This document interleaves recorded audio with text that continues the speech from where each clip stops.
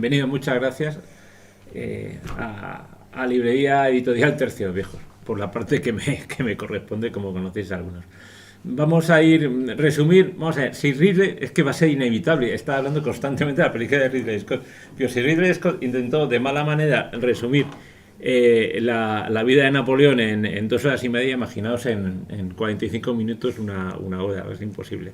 O sea que vamos a hacerlo lo más rápido posible, pero de una manera amena y agradable. Además tenemos un montón de colorines y de diapositivas. Empezando por la primera, que es uno de los cuadros más famosos de Napoleón, que es Napoleón cruzando los Alpes, ¿vale? ¿Cómo se empiezan las cosas? Pues el principio. Si queréis entrar a alguno, en alguna de las diapos lo veis. Yo solamente un comentario. En la diapositiva que has puesto en Napoleón a caballo, oye, lo que son los cuadros. Nuestros Austrias eran muy fieles a lo que veían. Napoleón nunca cruzó los Alpes a caballo, lo hizo en burro. Y además el cartel de la película nunca pudo hacer una carga a caballo, porque él era artillero. Entonces es magnífico, ¿no? La imagen que tenemos tan falseada o edulcorada. Bueno, es que del buen Napoleón. Veo que nos vamos a enrollar. Ya podríamos hablar incluso del cuadro, o sea, el cuadro, el caballo blanco, el caballo. Vamos a las batallas. Se llama. No, espera. Batalla, a ver, salsa rosa, a ver de todo. El caballo se llamaba Marengo porque, o sea, es cuando cruza y se enfrenta a los austríacos en 1800 en la batalla de Marengo. Pero bueno, empezamos por el principio, que a lo mejor es lo más desconocido de Napoleón. Es la familia de Napoleón. Napoleón es el nombre afrancesado. Napoleón nace, como sabéis todos, en Córcega, pero Córcega, cuando nace Napoleón, pertenecía a la República de Génova.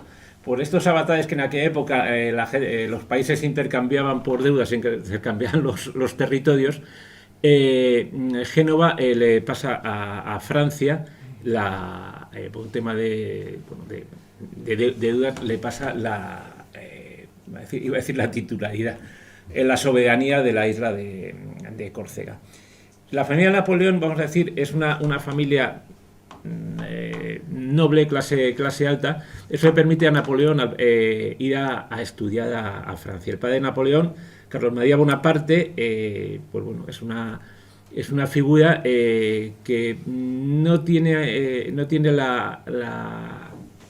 el calado de su madre, o sea, que vuelvo a repetir, haciendo eso, ahí sí que se le da, yo creo, en su justa medida, en la película de Ridley Scott, sí que se le da a Leticia Bonaparte la importancia que tenía, o sea, una mujer de carácter, madre voy a tener que contar, de 7 hijos, bueno, más los que se le murieron, ¿vale? Los hermanos de Napoleón, o sea, lo que veis aquí en esta siguiente imagen, los dos señores que veis aquí en las imágenes sería vuestra izquierda, son los padres de Napoleón, y luego están los siete hermanos. En la parte de arriba tenemos a las chicas, y veis una porque está desnuda, esto, bueno, los que sabéis más de arte lo podéis explicar, no voy a estar aquí yo hablando todo. Esta es Paulina, ¿no? Es Paulina Bonaparte. Paulina, cuando queréis me interrumpís. Paulina Bonaparte, bueno, todas están emparentadas. Napoleón lo que hace es emparentar a todos sus hermanos con casas reinantes y bueno, pues Paulina sirvió de modelo en una serie de figuras y esculturas, ¿vale? Paulina, Hortensia, que me voy para atrás, si no. Eran Paulina, Hortensia y Carolina. Y Elisa. Y Elisa, efectivamente. Vale. Y luego están los hermanos de Napoleón. Los hermanos de Napoleón, bueno, aquí tenemos el primero de todos, que es el amigo de Miguel. Giuseppe por nacimiento. Sí, Giuseppe por nacimiento, efectivamente, como Napoleón. Además, el hermano mayor.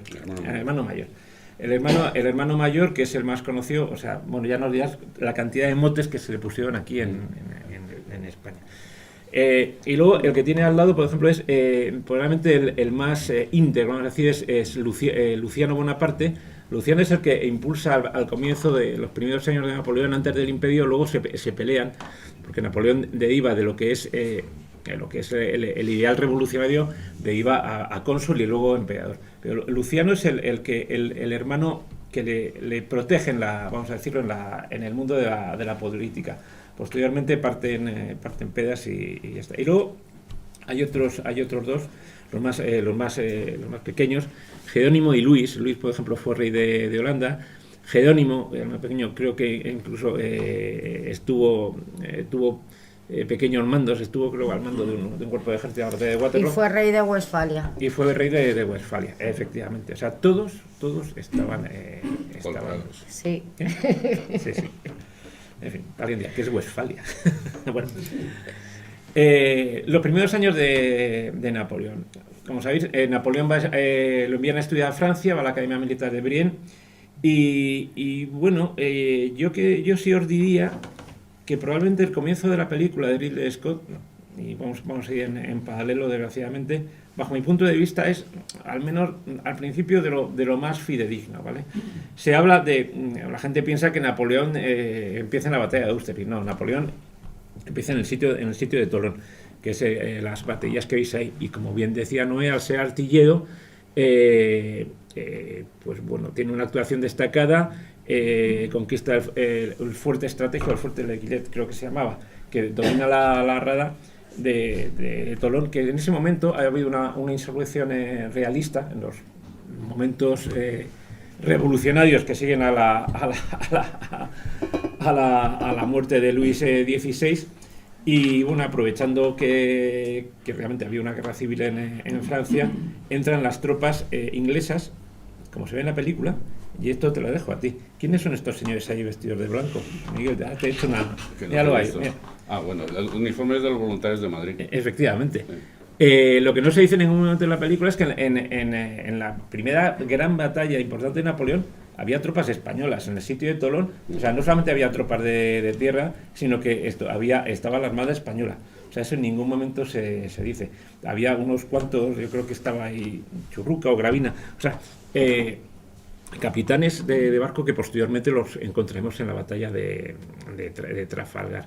Y luego hay el pequeño grabado en blanco y negro ahí abajo, es otra cosa que también sale en la película, es cuando Napoleón, pues bueno, en ese batiburrillo revolucionario de hoy somos amigos y mañana enemigos, le ordenan y con los cañones aplastado una sublevación. Eso le va ganando favores con, en ese momento, la clase dominante.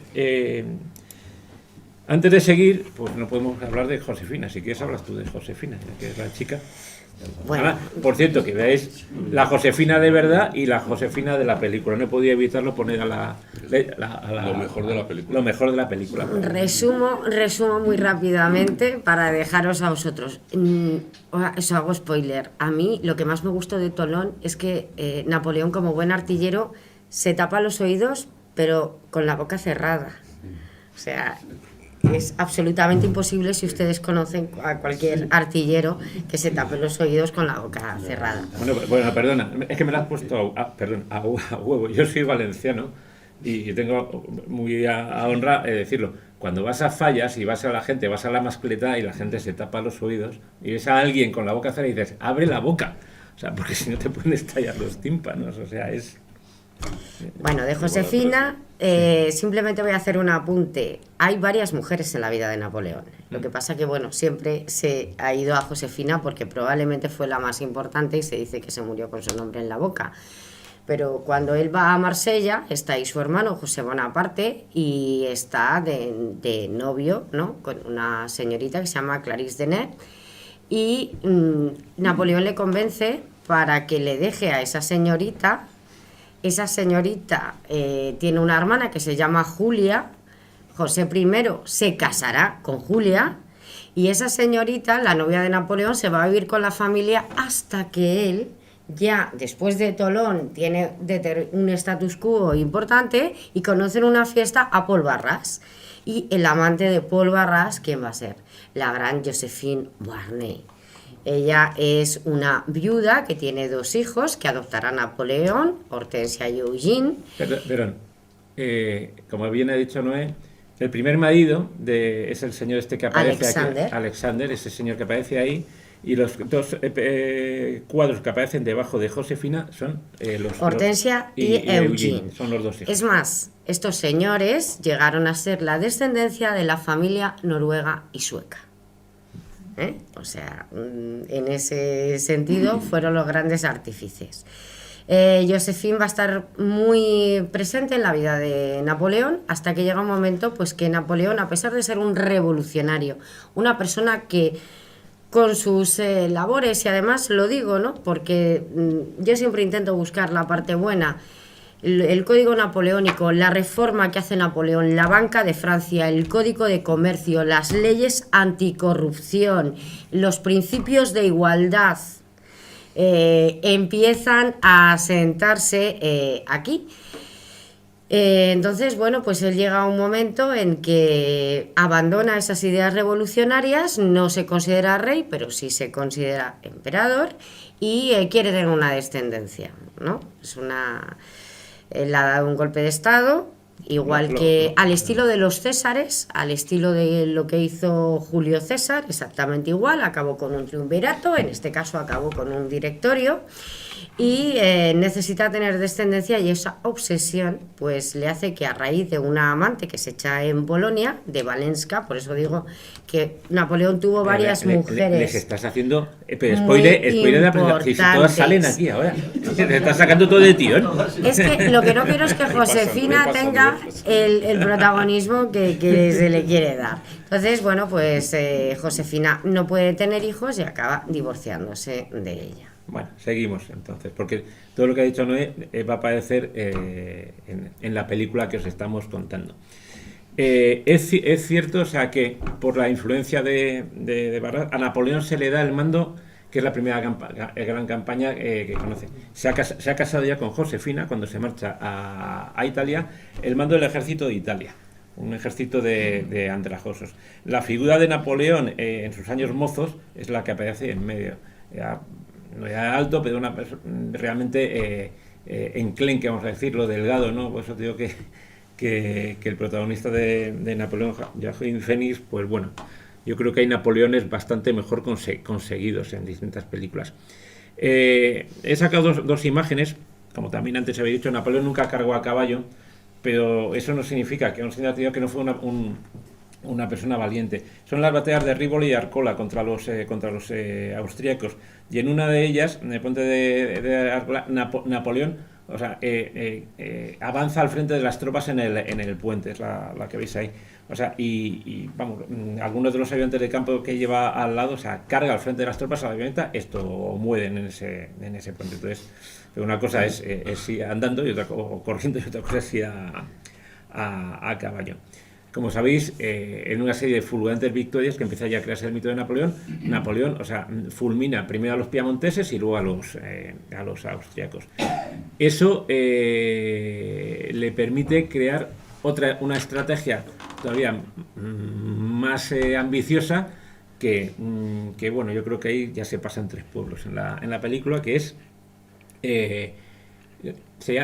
a través de conquistar Egipto, o sea, amenazar la India britana, que es Napoleón en Oriente. ¿Y por qué decimos en Oriente y no en Egipto? Porque Napoleón, es cierto que la campaña, o sea, el tiempo que está entre 1798-99, porque Napoleón ahora lo veremos, se marcha antes por motivos de políticos, de luchas de poder, abandona su ejército, lo deja al mando del general Kleber, que luego es asesinado. Realmente la mitad de la campaña está en Egipto, que es lo más conocido, pero es que la otra mitad está en lo que es el actual Líbano, el asedio de San Juan de Tabor. Es muy conocido, pues como veis ahí, la batalla de las pirámides. O sea, podríamos empezar a hacer una lista de... Bueno, puedes decir tú. Y esa foto en la que está contemplando la momia es una de las imágenes que toma Ridley Scott para la película. Sí, sí. Que en realidad, que bien está la serie de fotografías o de planos que ha tomado sobre cuadros de agio pinturas, sí. Porque no son realistas todas, pero que a mí me llama la atención que eso lo destaca mucho. Sí. Otro tema erróneo que es lo del bombardeo de Sí, una bueno, pirámide, sí, sí. y sin embargo no comentan el descubrimiento de la piedra Rosetta. Por que es piedra Rosetta, que es capital- la que aparece aquí. capital Sí, para poder traducir los sí. jeroglíficos. O sea, porque es cierto que aparte de llevar unos 40.000 soldados en las naves, que cuando invaden Egipto, iba otro ejército de científicos, Champollion y esto. Todo el tema se acaba al final con cuando llega la flota de Nelson, los derrota en la batalla de Abukir, o sea, y los deja incomunicados, que es el otro que veis ahí, que es la explosión del Orient, que es el buque insignia de la mente de Brueys, que es el almirante francés que estaba al mando de la flota que transporta a Napoleón allá. Hay una anécdota, sí, lo que sí hay una anécdota de Napoleón en las pirámides. Yo creo que te la sabes, ¿no? Sí, hay una anécdota, pero claro, es que las anécdotas... Bajar A mí de me- cuarto a mí- milenio. a mí- Cuarto milenio. Claro, entonces yo me debato porque tengo unos amigos que le encanta el misterio, pero tengo otros amigos como Enrique Martínez Ruiz que lo que no está documentado Bueno, pero no puedes, existe. lo puedes contar. Pero bueno, ¿Qué pasó a Napoleón en las pirámides? es verdad que él tenía, bueno, pues al parecer pernoctó una noche en las pirámides y se sintió morir. Es algo que la única persona que creo que ha hecho un estudio, que es Javier Sierra, que es la persona que ha hecho un estudio pues más acendrado, ¿no? Él dijo que se sintió pues de alguna forma morir y resucitar. A mí me recordó mucho al oasis de Siwa, de Alejandro Magno. Cuando llega, ¿no? Y va buscando esa divinización que va Alejandro, ¿no?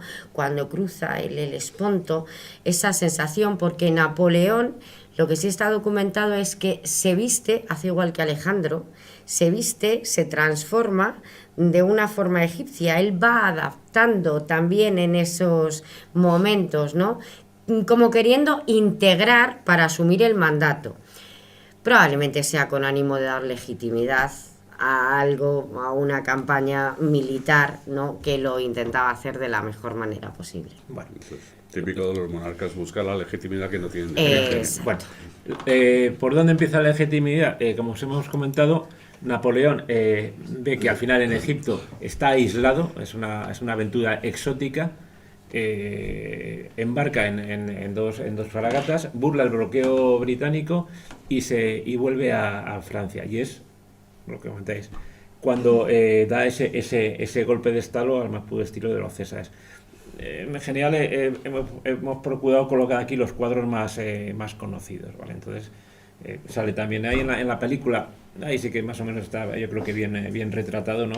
La entrada, como echa al directorio y se convierte en cónsul, una especie de triunvirato romano, y él queda como primer cónsul por medio, que es la batalla la batalla de Marengo, donde derrota definitivamente a los austriacos en el norte de Italia, y estamos hablando de 1800, y entramos, yo creo, de los pocos periodos que hay de paz en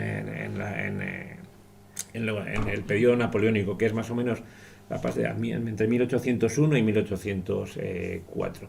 Y es en ese momento cuando va manejando los engranajes de poder, ya os digo, derroca al directorio, se convierte en primer cónsul y se queda al final como, y lo tenemos aquí. En otras series y películas aparece es Murat, Es que Murat. a la cabeza de su caballería, el que impone... Es que yo creo que Napoleón se rodeó de gente maravillosa. O sea, de gente, si tú ves a Sieyès, a Talleyrand, a Fouché, o sea, es gente que te sobrevive Sí. en la época de la monarquía, en la época napoleónica y está después, con un poder impresionante. Sí, con Eso tiene que ser gente fuera de serie, gente con un poder camaleónico, ¿no? O sea, que siga manteniendo el poder en épocas tan distintas, ya te da un indicio de que debía estar rodeada de gente interesante. Lo más anecdótico, como todos sabéis, de la coronación de Napoleón es el Papa Pío VII, que se coge la corona y se autocorona él como emperador, ¿no? Y bueno, luego tuvo las más y sus menos con el papado, con los Pero Napoleón declara la fe católica en Francia, es una de las reformas que hace. Como primera religión, declara la fe católica en Francia. Y otra cosa que en la película parece que es que él arrebata la corona a Pío VII, no, según las fuentes él lo había hablado perfectamente y eso no fue algo absolutamente espontáneo. Sí, sí. Bueno, como bien ha dicho Noé, o sea, yo he puesto obviamente lo que me gusta son las batallitas, yo soy la parte militar. El Imperio Napoleónico, vamos a decir que se compone, lo más conocido es obviamente la parte militar, son sus mariscales. Ahora veremos los que has nombrado tú, lo que hay detrás, que es casi el otro 50% del Imperio Napoleónico. Pero lo que es la parte conocida son los mariscales. Creo que en total nombró 26. Y los primeros mariscales de Francia se nombran al autoproclamarse emperador de 1804.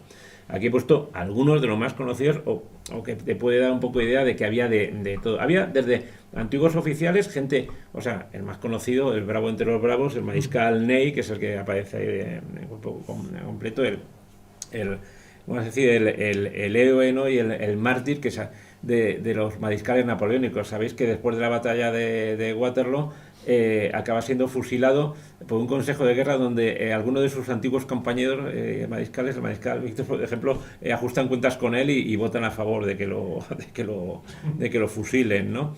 Luego Ney posiblemente no era de los mariscales más sabios de Napoleón. El que aparece ahí un poquito más abajo, más calvo, es Davois. Davois es probablemente de los mejores mariscales. Otro que en la parte de abajo, pues uno que se consideraba uno de sus mejores amigos, Lannes, el mariscal Lannes, que muere luego en 1809 en la batalla de Wagram. O sea, antes ser mariscal de Francia o general de la guerra napoleónica, sea el ejército que fuera, era peligroso. A este le arrancó una bala de cañón, le arrancó la pierna y muere desangrado. El que está con los pantalones rojos, otro amigo de Murat, el ¿no? Vil Murat. El Vil Murat, ¿no? Efectivamente. Miguel le pone siempre el duque de Berzas. El duque de Berzas. Luego había mariscales, el que está a caballo es Poniatowski, que es polaco, o sea, Polonia era un estado asociado no sé si se ve, al Imperio Napoleónico, y bueno, y luego hay uno arriba que está cortado, que bueno, este es Bernadotte, el mariscal Bernadotte. ¿Y por qué le he puesto? No es a lo mejor de los más conocidos, pero es ¿por qué? Porque es los que están reinando actualmente en los reyes de Suecia son descendientes de. O sea, muere el rey de Suecia, muere sin descendencia, y los mariscales de Napoleón tenían tal prestigio, o sea, que se busca un heredero al trono y se elige a Bernadotte. Bernadotte pasa a ser de mariscal de Napoleón a enfrentarse con él luego. O sea es el yin y el yang, ¿no? Dicen que cuando murió, en el pecho tenía tatuado muerte a los reyes. Sí, es cierto, sí que es verdad. Sí, entonces no se podían quitar los tatuajes. Bueno, aquí están los que has nombrado tú antes. Está Fouché y Talleyrand. A mí me parece gente política maquiavélica, no maquiavélica. Ya sé que Napoleón no simpatiza mucho, pero desde luego gente que consiguió tener ese poder de forma tan concentrada que pudo sí. tener, y esa confianza que pudo tener él, porque no todo el mundo en Francia estaba de parte de Napoleón. Sí. Daos cuenta, o sea, ahí hemos puesto un mapa, el mapa de Europa es muy cambiante durante las guerras napoleónicas. Pero para que seáis una idea, o sea, no es que, vamos a hacer como la Alemania de Hitler, que es que lo conquista. O sea, a lo mejor realmente el Imperio francés como tal era, pues bueno, partes de Italia, los Países Bajos. El resto, en la época de expansión, de máxima expansión napoleónica, son estados asociados o que no es que además que aliarse con Napoleón porque les ha derrotado. Es el caso del Imperio austriaco o el Imperio prusiano. Los que siempre quedan al margen son el Imperio ruso, por un lado, y la pérfida. La línea azul que bordea el continente por arriba y por abajo es la demarcación del bloqueo continental, bloqueo a las mercancías inglesas y de las mercancías europeas a Inglaterra, sí, para agotarles económicamente, ya que no había podido hacerlo militarmente. Con lo cual la línea, porque como dice José Alberto, no fuera propiamente parte del imperio, pero sí eran estados asociados de alguna manera sobre los cuales podría ejercer influencia. Sí. Ya que has hablado venga, te toca el tema naval, bueno, Trafalgar es español, o sea, hablaba un poco tú de... No me digas que no sabes de Trafalgar. No. Bueno, lo que vamos a... O sea, de Trafalgar, todo el mundo conoce la batalla de Trafalgar, tal. pero es la campaña de Trafalgar, ¿por qué se produce? O sea, la idea es inicialmente la invasión de Inglaterra. Ahí lo que ves abajo del retrato de Nelson, al lado está Churruca y Gravina, que son nuestros héroes en esto, es el Camp de Boulogne, creo que se llama, que se produce al norte de Francia, en el Canal de la Mancha, donde Napoleón concentra en 1804, empieza a partir de 1804 a concentrar el ejército para invadir Inglaterra. Pero claro, o sea, para invadir Inglaterra hace falta la flota que le traslade.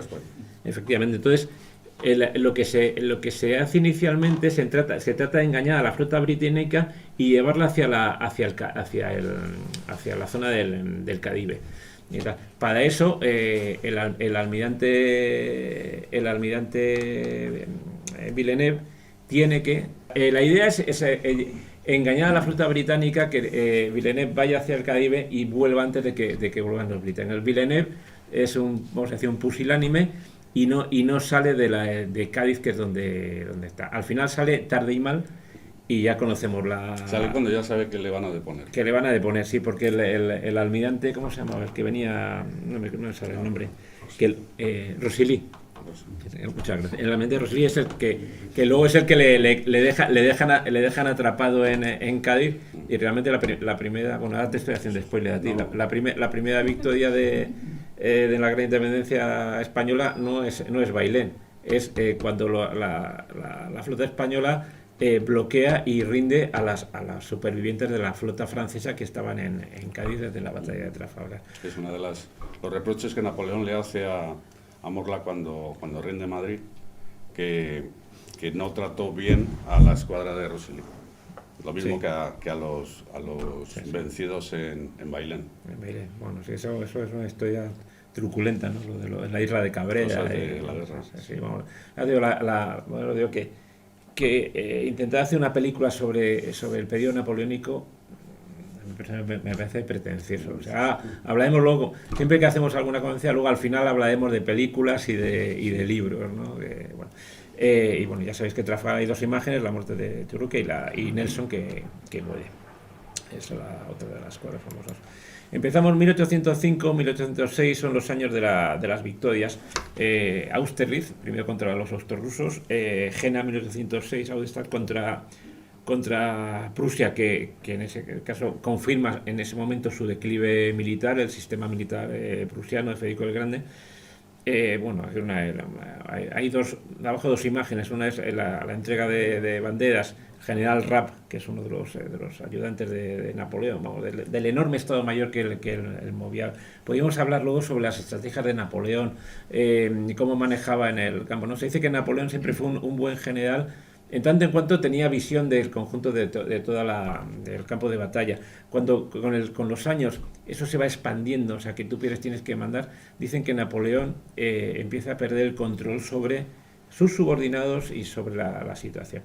Y luego está, bueno, la famosa escena que se magnifica bastante en la película de Ridley Scott, de los austrorusos huyendo por los lagos helados de Austerlitz, ¿no? Ahí se ven los cañones. ¿Que es cierto? Sí, es cierto. ¿En qué? Si hubo miles de muertos, pues no el lago existe, pero han drenado el lago y ahí no aparecen restos de batalla ninguno. Bueno, dicen que aparecen, pero que no había algo, pero que no había, o sea, y bueno, o sea, ¿por qué huyen por el lago? Bueno, siendo muy sintético, la batalla de Austerlitz es un engaño de Napoleón. Si veis las fichitas azules, es el ejército francés, el rojo son los otros rusos. Lo que Napoleón les incita al ejército de Francisco y de Alejandro, de Francisco emperador de Austria, es a atacar, a envolverle por uno de sus flancos, el flanco derecho, que es precisamente donde están los lagos. Eso hace que la parte central de la línea austrorusa, es la meseta de Pratzen, quede menos defendida, y entonces ataca el centro, los rompe y les envuelve. Al envolverlos, o sea, la manera que tienen de salir es escapando por eso van por los lagos, no que se habían vuelto locos, no, vamos por el lago, no, es que no tenían otra salida. Bueno, estos son pues imágenes de de las victorias de Napoleón. El único que cargaba realmente es aquí era Murat. Murat era había un montón de buenos generales que había. Murat es el más conocido, había otro, el general Lasalle.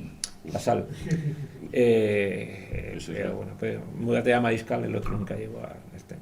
Y bueno, siguiendo, dice, ¿quiénes eran los enemigos de Napoleón? O sea, los enemigos de Napoleón realmente eran los soberanos reinantes en el momento. Aquí tenemos a Pedro Francisco, el cuadro con fondo rojo de Austria, el futuro suegro de Napoleón, sí. El que está abajo con aspecto, dice, ¿este señor quién es? Bueno, es que me apetecía colocarlo a los... Esto es el rey Jorge III de Inglaterra, que es una imagen suya en los últimos años y tenía ese aspecto, o sea, estaba totalmente zumbado. ¿Por qué? Porque el que, el que le sucede, Jorge IV, pues va por ahí también. El que realmente maneja los hilos de la política inglesa, en este caso, es William Pitt, que es el primer ministro, el señor. Y el de medio te lo dejo para ti, que es Alejandro... Que, mira, ahí es una cosa que yo no sabía con respecto a la película de Napoleón, sí que la historia de Alejandro con Josefina. Bueno, yo no sé hasta qué punto lo daría cierto. Alejandro era un zar de esa todavía Rusia de los zares que no había tocado la Duma ni se había ampliado como luego pasó antes de la revolución bolchevique, y estaba defendiendo un antiguo régimen. Intentó pactar con Napoleón y a pesar de su juventud, pues yo creo que lo hizo bastante bien. Sobre todo en el tema de Rusia, cuando tocó su territorio, pues intentó hacer esa Blitzkrieg, ¿no? Esa guerra rápida, esa política de tierra quemada, ¿no? Y parece que le salió la jugada. Sí, bueno, hablaremos luego también de la campaña de Rusia, que hay una figura que a mí, o sea, a lo mejor menos conocida, pero a mí me encanta, que es Kutuzov. No, lo digo... Yo creo que se arredró en Tilsit y luego, evidentemente, jugó sus cartas. Y es cierto, o sea, que yo no, mira que llevo años, me encanta el periodo napoleónico, no sé qué me gusta más, si la guerra de los zulúes o lo napoleónico, estoy así al 50% la guerra colonial. Pero no sabía que, ciertamente, pensé, digo, para otra frivolidad de Ridley Scott, no. Alejandro, cuando llega la primera abdicación, en 1814 llega a la Malmasón y se reúne con Josefina. Claro, automáticamente, ¿por qué? Porque había algo de salsa rosa ahí en medio, o no. Hay un argumento a lo mejor más objetivo, que era que Josefina quería intentar ver si podía que su hijo fuese el que sucedía a Napoleón con el patrocinio de las potencias ganadas. Probablemente eso fue así. Pero es cierto que el zar Alejandro y Josefina se encontraron. Sí, pero también se encontraron la emperatriz Isabel I y Hernán Cortés. O sea que en este sentido hay situaciones cercanas, ¿no? Sí. Y Colón. Y Colón con Isabel. Sí, pero decían que Colón tenía muy mala leche. Bueno, seguimos. Entre 1800 y 1809 son campañas menos conocidas, ojo, donde cada vez hay más tropas, son más sangrientas. Primero en 1807 es contra los rusos, en lo que es Polonium, una campaña durísima, y sigue siempre el mismo patrón. Primero, unas batallas, depende de qué libro lo mires, vamos a decir al menos que acaban en tablas inconclusas. Otros dicen, no, que es una derrota de Napoleón. Yo como tal entiendo que no, son casi tablas. En la primera campaña de 1807 contra los rusos, Jan-Luques, la primera batalla es sobre la nieve, es durísima, pero luego posteriormente, vamos a decir, mejora el tiempo y los derrota definitivamente en la batalla de Friedland. Más tarde tenemos en la campaña de 1809, y ya es que van unidas, y ya vamos a retroceder un poquito a la guerra de la independencia. Está la batalla, la campaña contra los austriacos. Los austriacos se han rehecho después de la batalla de Austerlitz, han mejorado mucho. Hay un general, curiosamente es hermano del emperador de Austria, es el archiduque Carlos, es un buen estratega que consigue primero en la batalla de Asper, que está al lado de todo esto se produce al lado de Viena, en el Danubio, ¿no? consigue lo mismo, una batalla inconclusa, hace retroceder a los franceses, establece una cabeza de puente, se tienen que retroceder a la isla de Lobo, ahí vemos un puente de Vargas. He puesto aquí, que no sé si lo conocéis, es en Ratisbona, que es durante esa campaña. Dice, oye, ¿Napoleón alguna vez le dio? Pues sí, o sea, tuvo una pequeña herida en el pie, ahí se le ve, bueno, algo, pero, o sea, y montaba a caballo, pero no cargaba a caballo, ¿vale? Y la muerte de Lannes. La muerte de Lannes, que se ve arriba, que es lo que hemos comentado antes, muere precisamente en esa batalla por una bala de cañón. Y posteriormente, o sea, se rehace y los derrota en la batalla de Wagram. Y ahora, tachan, vamos a coger Y digo yo, ¿por qué no haces como en la película? Te saltas a España y luego... Me salto España y y sigues luego tú. lo termino yo. No podemos saltar. Es que voy a bueno, derivar vale, mucho. o Vale. vamos más El tema rápido. va a ser muy Bueno, venga, cambiante. voy rápido y dejamos. Venga, Vale, me parece.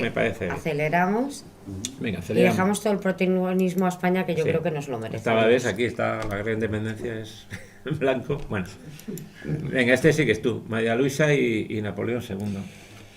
Quiere tener una descendencia, además hace un acto político matrimonial, como viene siendo en la historia, típico de las estirpes, y bueno, pues coge a la hija de uno de sus enemigos, con el que ha claudicado.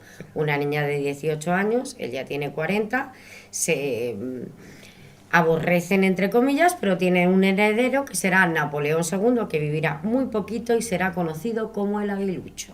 Sí, no, muere poco futuro. muere de tuberculosis, El rey de Roma. el rey de Roma, pero muere de tuberculosis, o sea, es nieto del emperador de Austria con 21 años en Viena.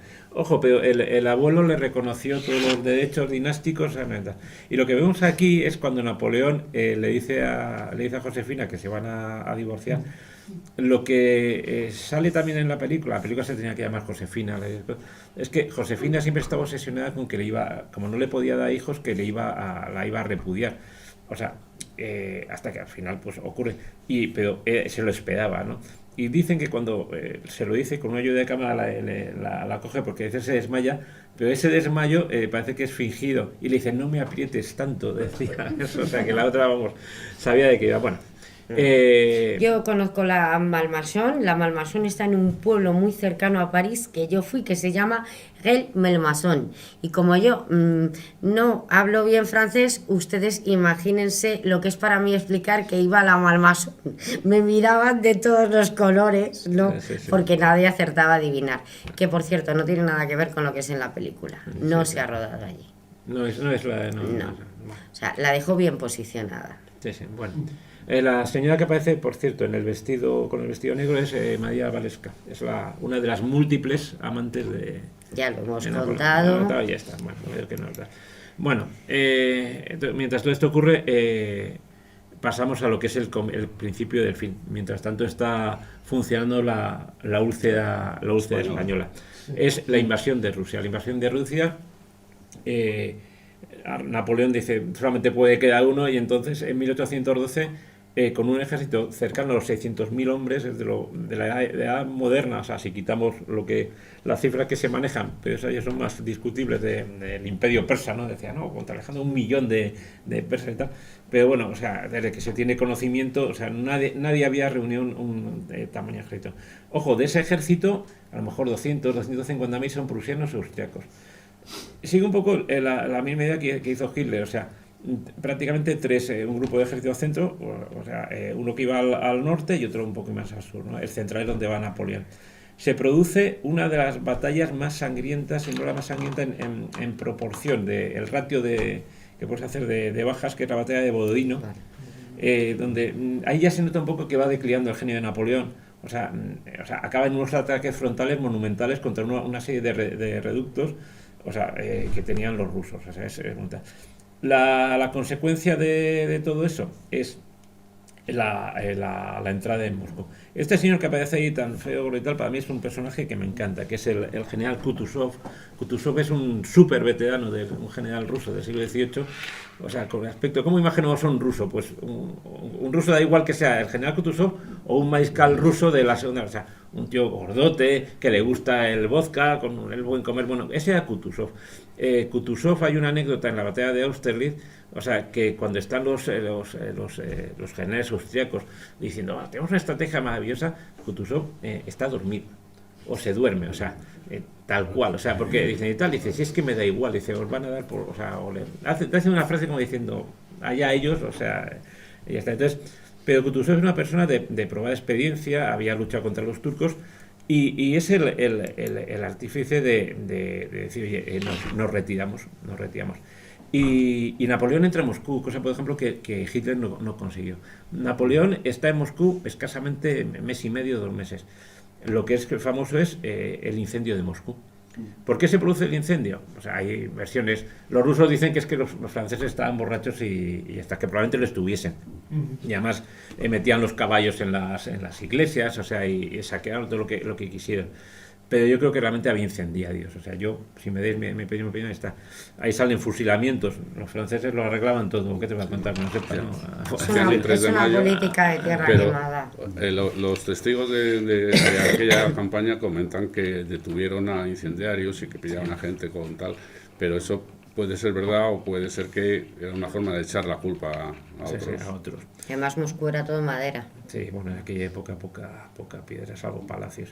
El caso es que Napoleón intenta negociar con Alejandro se niega, o sea, firman una paz, un armisticio, y Napoleón no le queda más remedio que iniciar la retirada. La retirada de Rusia es un auténtico desastre. De los 600.000 soldados que inician en la primera de 1812 la invasión, a final de 1812 los que llegan a la frontera de Polonia, estamos hablando escasamente de 40.000 soldados. Se han ido quedando por el camino. Hay un mapa, que no me acuerdo el nombre, es un mapa gráfico donde sale como en función de las cifras cómo se no me sale el nombre. El diagrama es como una especie de gráfico de barras, sí, y se ve cómo va reduciéndose. En la línea de ejes tiene cómo va pasando el tiempo, y en el ordenador es el número de hombres, y vas viendo cómo va, o sea, hasta se queda una línea fija. Entonces, ¿qué es lo que ocurría? Bueno, pues ahí ves, o sea, el rezagado que quedaba, venían los cosacos a caballo y se lo llevaban por delante. El culmen de todo esto es el cruce del río Vedecina, o sea, donde al final, curiosamente, incluso se podía haber acabado la campaña de Rusia antes ahí, incluso las guerras napoleónicas, pero los rusos, o sea, al final no son lo bastante hábiles. Napoleón hace un par de fintas y consigue colocar una serie de puentes de pontones. O sea, imaginaos construir eso, los ingenieros de Napoleón metidos con el agua, o sea, que unos cuantos murieron congelados, ¿no? Y consiguen pasar. Napoleón, antes de que el ejército llegue a su punto de partida, se monta en un trineo y se marcha a Francia, porque se había ya corrido el rumor de que había muerto y él tenía que ir ahí a volver a imponer su poder. O sea, ahí te marchabas y te movían la silla. Bueno, luego hay otra de las campañas, mira, esta curiosamente no se dice y no es por menos importante en la película de Ridley Scott, la campaña de Alemania. La campaña de Alemania se produce la batalla de... Bueno, Napoleón todavía tiene genio militar, pero ojo, son batallas menores, las batallas de Lutzen y Bautzen, donde son victorias, pero no son victorias decisivas. Hasta que hay una batalla definitiva, yo creo que es la batalla con el mayor número de soldados, porque está en la batalla de las naciones, la batalla de Leipzig, donde se juntan austriacos, rusos, prusianos y suecos. O sea, es una batalla de 3 días. Al final, pues bueno, vamos a decir que el número pesa y Napoleón se tiene que retirar. Y aquí, bueno, pues más vale tarde que nunca, empieza el primer final, que es la campaña de Francia. Durante varios meses, o sea, Napoleón prácticamente sin ejército, o sea, con los pocos soldados que le queda, va de un sitio a otro y va derrotando de manera puntual a los ejércitos aliados que están intentando entrar en Francia. Batallas las que quieras, pero hasta que al final, o sea, no queda más remedio, o sea, y los aliados entran en París. Vemos ahí las tropas del zar y lo que comentábamos. Napoleón, cuando queda me interrumpe. Bueno, voy a toda paleta, queda poco.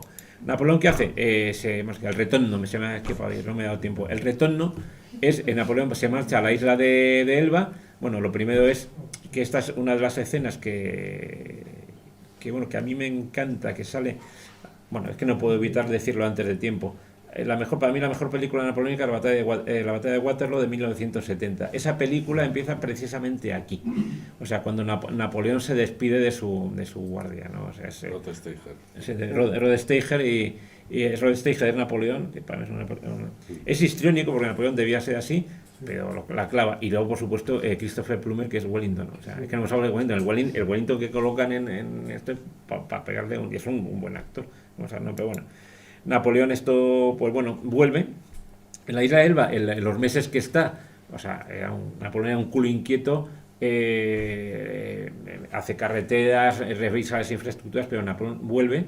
Tenemos aquí la imagen o sea, es cierto que los Borbones, Luis XVIII, que es el hermano de Luis XVI, porque el delfín de Francia, después de que guillotinan a sus padres, a los 2 años muere en la cárcel, muere en la Bastilla, dicen que por malos tratos o por la falta de cuidados. El nuevo Borbón es Luis XVIII, envía tropas, pero las tropas se rinden a Napoleón, o sea, sin disparar un tiro. Y viene la batalla de Waterloo, que bueno, que es el Bademe, son los dos generales más conocidos. Mira, anda que no, Napoleón no se peleó con gente, son Wellington, en la casaca roja, General Blücher, que es el prusiano, ¿vale? Lo que sale aquí abajo es el baile de la duquesa de Richmond, que es cuando Napoleón invade tipo Blitzkrieg, invade Bélgica. Los ingleses, que ya estaban ahí esperando, en ese momento estaban de fiesta en un palacio, ¿no? Y bueno, la batalla de Waterloo, pues muy resumida, vuelvo a repetir, Napoleón yo creo que había perdido ya un poco el frescor estratégico, probablemente sufría también ya de achaque, ¿no? De salud, o sea, que se adormecía. Entonces, ataques frontales contra los puntos fuertes de la línea inglesa, que están aguantando hasta que llegan los prusianos, que previamente habían sido derrotados unos días antes en la batalla de Ligny. Es decir, Napoleón, como tenía menos tropas, la estrategia siempre de Napoleón era dividir y vencerás. Entonces, derrota a los prusianos, consiguen huir, entonces me voy contra los ingleses, y a ver, antes de que se hagan los prusianos, a ver si los derroto. El problema es que no consigue, en Waterloo no consigue quebrar la defensa inglesa, el castigo de Hougomont, la Yessant, las famosas cargas de caballería de los Scoturace, la muerte del general Ponsonby, que le pillan los lanceros en un charco. Bueno, es una batalla realmente, bueno, es mítica, ¿no? Este es el mariscal Ney, al frente de cuando Napoleón no da órdenes, parece que se queda un poco inactivo, pues recoge la caballería y lanza 10.000 sables contra los cuadros británicos, ¿no? Y bueno, al final, ¿qué ocurre? Pues llegan los prusianos por un lateral, por un flanco, y bueno, ya el número pesa y bueno, ni la Guardia Imperial, que hace una última carga, los destrozan. Al final dicen la famosa también leyenda, ¿no? Los rodean a los pocos que ganan la Guardia Imperial y el general Hill, creo que le dice que se rindan, ¿no? Es cuando dice la Guardia muere, pero no se rinde. Pero hay también otras versiones, no sé si las sabéis. Hay uno que simplemente dijo mierda. Ya está. Bueno, entonces, pues bueno. Y bueno, esto que esté aquí abajo, creo que algunos de los presentes, cual muevo de envidia, ha estado ahí, es en el panorama de Napoleón, de la batalla de Waterloo, perdón. Y bueno, y por finalizar, Napoleón, como sabéis, ya dicen, no, este ya lo tenemos que tener atado, lo mandan a Santa Elena, desde prácticamente 1816 hasta 1821 que fallece. Dicen que si envenenado, pues hay también algunas películas sobre esto, ¿no? Bueno, el carcelero que tenía inglés era también un mal bicho, parece ser, ¿no? La casita, fijaos, donde había estado Napoleón, la casita donde está Napoleón en Santa Elena es esa que aparece ahí en esa foto. Es una atracción turística, claro, tenéis que ir hasta Santa Elena, que está en mitad de la nada, ¿no? Y bueno, y por último, antes de pasar a la parte española, libros y cine, miles. Pero si a mí me decís 3 películas napoleónicas, yo recomendaría el Napoleón de Abel Gance. O sea, esta es la primigenia. O sea, yo la he visto alguna vez y bueno, hombre, vamos a ver una película de 1927. O sea, pero tiene eso que... Bueno, creo que hay un Austerlitz de 1960. Sí, pero da más risa. Sí, bueno. Es muy patético. Sí, bueno, los actores en aquella época eran así, ¿no? Y bueno, la que hemos hablado de También de Waterloo. Abel Gance, pero más moderna en color, en sonido, pero... Sí. Bueno, y luego, vamos a decir, todo el rato hemos estado poniendo a verde a Ridley Scott. Ridley Scott yo creo que ha hecho de las mejores películas, si se puede definir como costumbrista, que es Los duelistas. Los duelistas es donde no ves prácticamente una sola batalla y la película es espectacular, es buenísima. Que tiene tiene su parte de sustancia real, ¿no? O sea, parece ser que, bueno, eso os lo cuento, me apetece. Dos oficiales franceses de caballería están en aquella época, el honor estaba muy por encima de cualquier cosa, se están batiendo en duelo a lo largo de los años. Algo de eso hay. Los libros, pues también un montón. Yo Esperando a Napoleón de mi amigo Miguel Reseco, efectivamente, que va a salir la semana que viene. Lo pueden ustedes encargar al final de esta En su conferencia. librería favorita. en su librería favorita o en la página web de su librería favorita, ya lo pueden y tal. No, en una primicia que no nos oye el autor, nos han asegurado que los traen pasado mañana aquí los libros. Esperando a Napoleón, segunda novela de Napoleónica de Miguel Reseco, porque tiene ya unas cuantas más. Bueno, pero libros de ensayo, para mí el mejor es el Napoleón, las campañas de Napoleón de David Chandler. El que le gusten las emociones fuertes lo digo porque es un tocho así, ¿vale? Pero está muy bien. Este es un libro que se está vendiendo bastante bien, se llama Esto no está en mi libro de Napoleón, que son pequeñas anécdotas. Yo lo he estado ojeando y bueno, y merece la pena. Bueno, y sin más, pasamos la palabra